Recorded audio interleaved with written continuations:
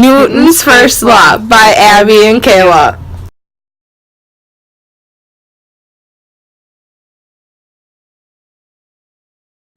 Isaac Newton was born on January 4th, 1643.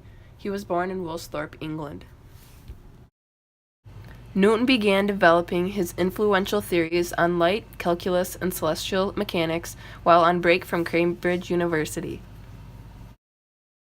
He was the son of a farmer who died 3 months before Newton was born. He spent his childhood with his maternal grandmother after his mother remarried. Isaac Newton came up with a variety of laws that explained why objects move as they do. Newton's first law states that an object will remain at rest or in uniform motion in a straight line unless acted upon by an external force. Newton's second law is applied only if the force is the net external force. It does not apply when mass is changing either from loss or gain of material. This law allows us to compare the result of the same force on objects of different mass. Newton's third law states that all forces in the universe occur equal but opposite directed pairs. For every external force that acts on an object, there is a force of equal magnitude but opposite direction. Newton's first law is sometimes referred to as the law of inertia. Newton died in London on March 31st, 1727, at the age of 84.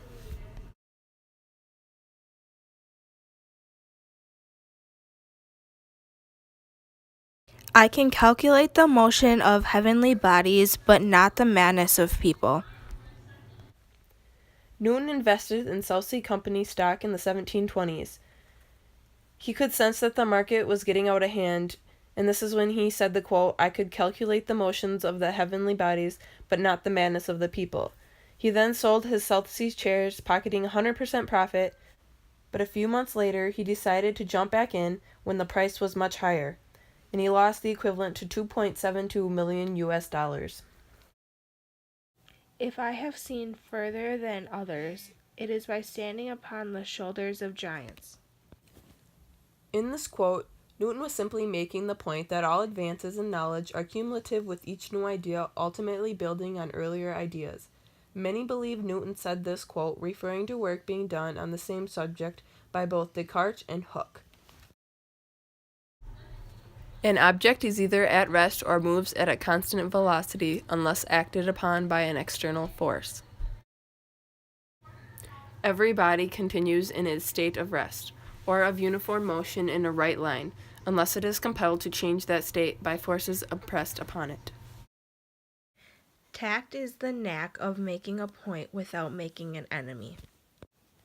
Tact, by definition, is a keen sense of what to say or do to avoid giving offense, or skill in dealing with difficult or delicate situations. It means you can get your point across to someone without offending them. This is a social skill.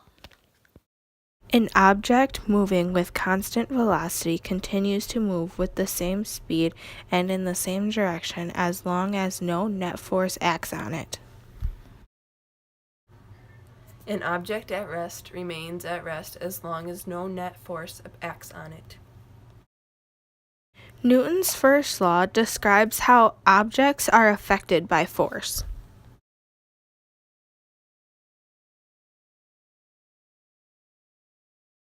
Forces that are balanced have a velocity of 0 meters per second and an acceleration of 0 meters per second squared, which equals the object to stay in motion with the same speed and direction.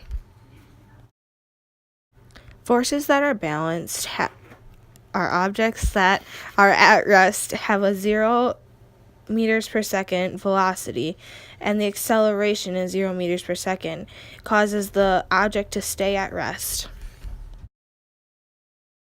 When you push or pull on something, there are two quantities that characterize the force. The first is the strength or magnitude of your force. The second is the direction in which you are pushing or pulling. Because a force has both magnitude and a direction, it is a vector.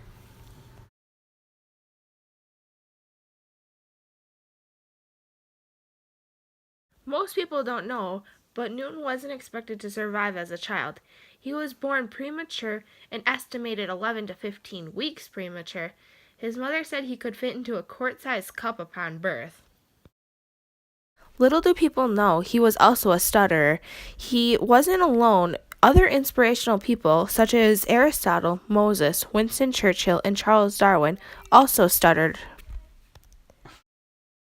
His dog set his laboratory on fire, ruining 20 years of research. At least that's the story Newton told.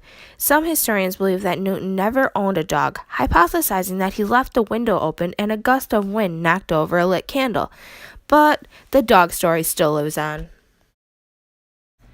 Newton had an obsession with the Bible. He studied the Bible at great depths and wrote more on religion than math or science. His study of the Bible helped him to predict a few things.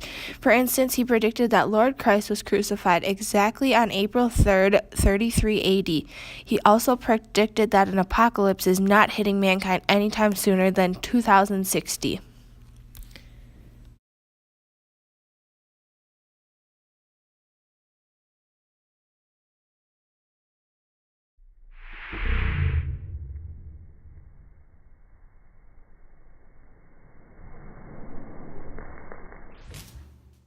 Newton's first law says that Maria will remain motionless unless acted upon by an outside force. To set Maria into motion, the horizontal force acting upon her in this case is the frictional force between her and the blanket.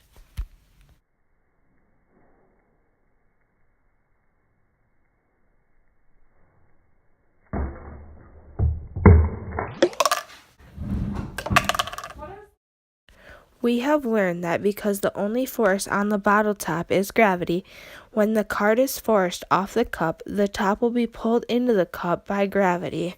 Go.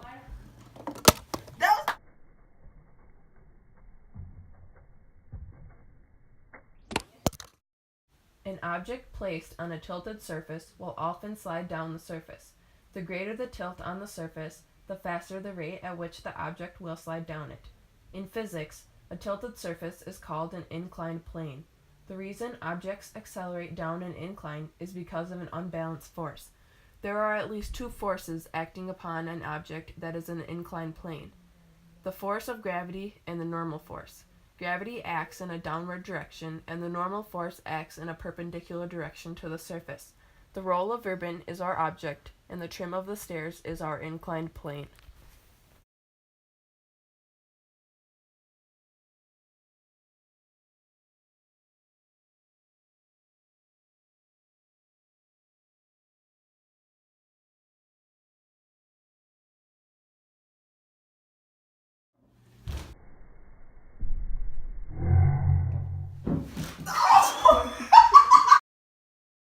Thank you for watching.